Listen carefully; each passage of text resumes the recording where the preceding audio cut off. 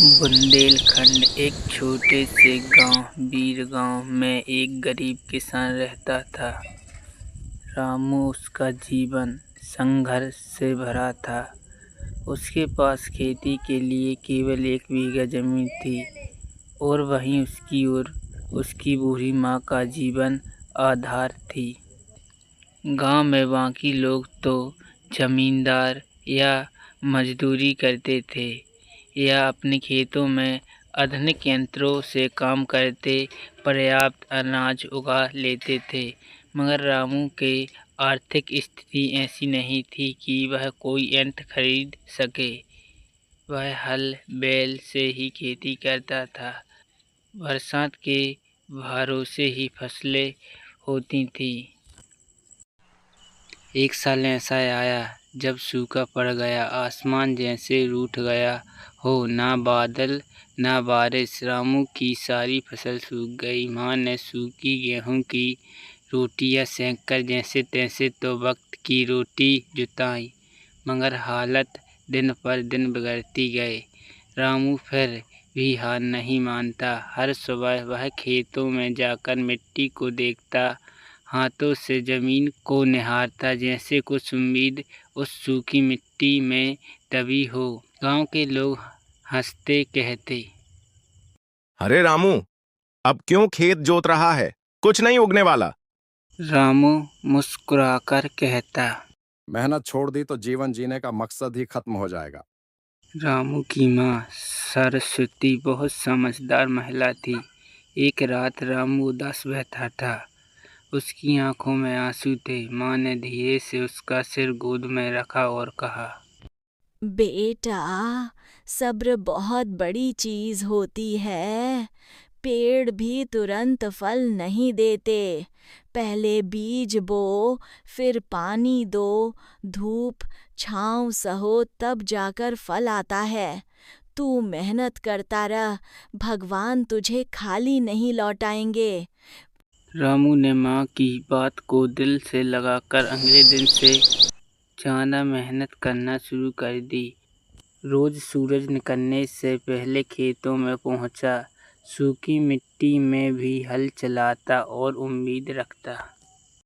एक दिन जब रामू जंगल से लकड़ी काटकर लौट रहा था, उसे रास्ते में एक साधु के वस्त्र फटे पुराने थे, लेकिन चेहरे पर अद्भुत तेज था। उसने रामू से पानी मांगा। रामू ने तुरंत अपना लोटा साधु को दिया। साधु पानी पीकर मुस्कुराया और बोला, तू बहुत नेक आत्मा है। मैं तुझे एक अनोखा बीज देता हूँ। उसने अपने झोले से एक छोटा सुनहरा बीज निकाला और कहा, इसे अपने खेत में बो दे, पर ध्यान रखना, इसे देखकर मत घबरा जाना। ये जल्दी नहीं उगेगा। इसे धैर्य, प्रेम और मेहनत से सींचना होगा। फल जब मिलेगा तो तेरी दुनिया बदल जाएगी। रामू ने धन्यवाद किया और बीज को बड़े प्रेम से अपने खेत में बो दिया। साधु का चेहरा जैसे गायब हो गया हो।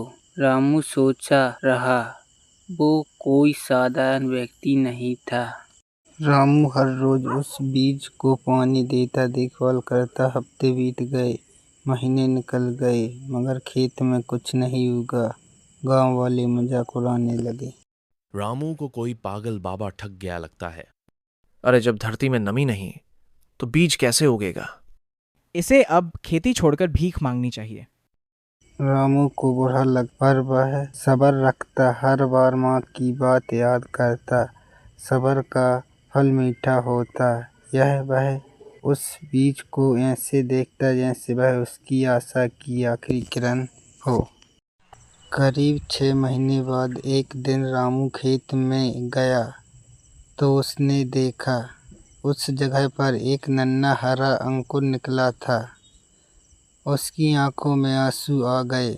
वह जमीन को चूमने लगा। कुछ ही हफ्तों में वह पौधा पेड़ बन गया। उसके पत्ते चमकीले थे और तनों से सुनहरी रोशनी निकलती थी। एक दिन उसमें एक बड़ा फल आया, सुनहरा, भारी और चमकदार। रामू ने वह फल तोड़कर माँ को दिखाया। माँ ने कहा, बेटा, ये साधारण फल नहीं है। इसे राजा को दिखा, शायद यह कोई चमत्कारी चीज हो।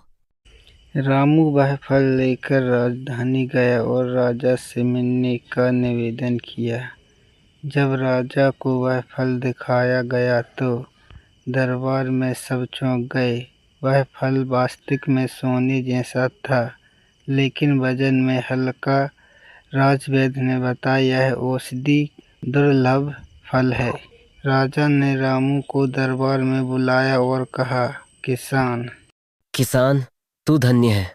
इस देश की मिट्टी में ऐसे रत्न छुपे हैं और तू उन रत्नों को मेहनत से खोज निकालता है। राजा ने रामू को इनाम में 20 बीघा जमीन, 400 स्वर्ण मुद्रा और धैर्य शिरोमणि की उपाधि दी। रामू जब गांव लौटा तो जो लोग उसका मजाक उड़ाते थे अब वही उसके पैर छूने लगे। वह कहते, रामू भाई, हमें भी बताओ कि सब्र कैसे रखा जाए। हम भी अब मेहनत और धैर्य से जीवन बिताएंगे। रामू ने शांतिपूर्वक कहा, मैंने सिर्फ माँ की बात मानी और उस साधु पर विश्वास किया। कोई जादू नहीं था, बस विश्वास था। रामू की कहानी एक मिसाल बन गई। लोग दूर दूर से आकर उसे सुनते। माँ अब चैन से सोती थी। उसका बेटा देश का गौरव बन चुका था।